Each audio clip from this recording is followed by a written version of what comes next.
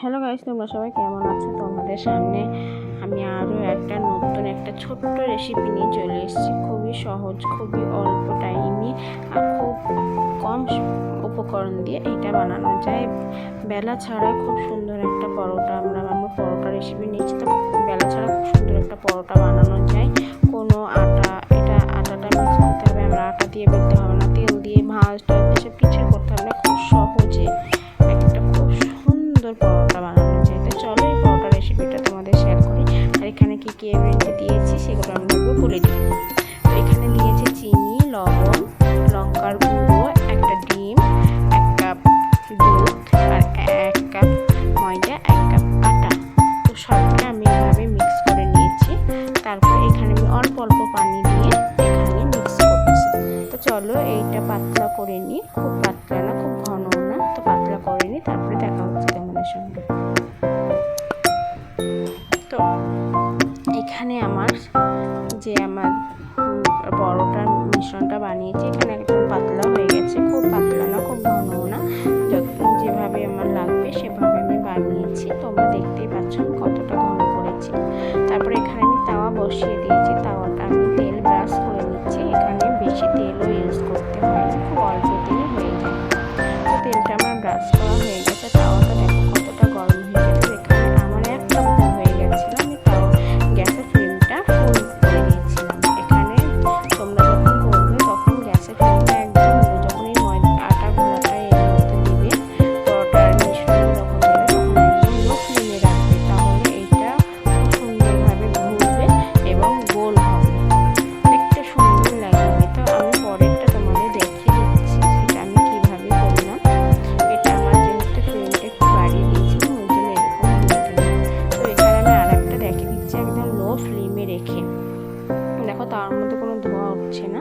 আর এখানে দেখো কত সুন্দর এটা হবে, দেখছো কত সুন্দর এখানে গোলটা হলো, দেখো খুব সুন্দর গোলটা হলো। আর যেখানে যেখানে একটু ফুটো সেখানে একটু একটু করে ময়দাগুলো বসিয়ে দিলে হয়ে যাবে। তো চলো এইভাবে আমি প্রত্যেকটা পরোটা ভেজে নেব। আর খুব অল্প তেলে এটা ভাজা হয়, কোনো বেশি তেল আমার ইউজ করা লাগে না। কারণ যারা তেল খেতে কম তেল খায়, বেশি তেল পছন্দ করে না, তাদের পক্ষে এটা খুবই ভালো। বয়স থেকে বাচ্চা থেকে বুড়ো সকলের এইটা পছন্দের খাবার। যদি তোমরা একবার বাড়িতে তৈরি করো তাহলে দেখবে বেলার পরোটার দিকে তোমাদের কোনো নেশাই থাকবে না, এই পরোটাই তোমরা বারবার খেতে চাইবে। আর খুবই নরম, একদম সফট। তো চলো এইভাবে আমি তেল ব্রাশ করে করে দিব আর উল্টে পাল্টে পরোটাগুলো ভেজে নিব। খুব মুচমুচে করব না, ব্রাউন কালার হবে, একটু হালকা হালকা যেমন পরোটা ভাজি সেরকমই।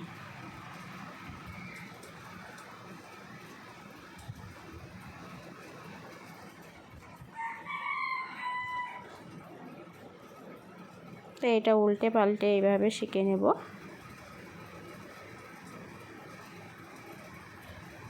আর এটা তোমরা বুঝতেই পারছো কতটা নরম।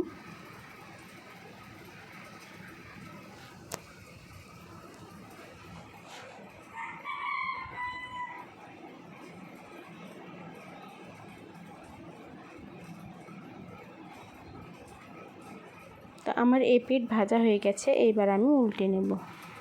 দেখো কি সুন্দর ভাজা হয়েছে, একদম পরোটার মতো ব্রাউন কালার হয়ে গেছে। আর এই পিঠটাও সেম ওইভাবেই করব। তো প্রত্যেকটা আমি এইভাবেই ভেজে নেব।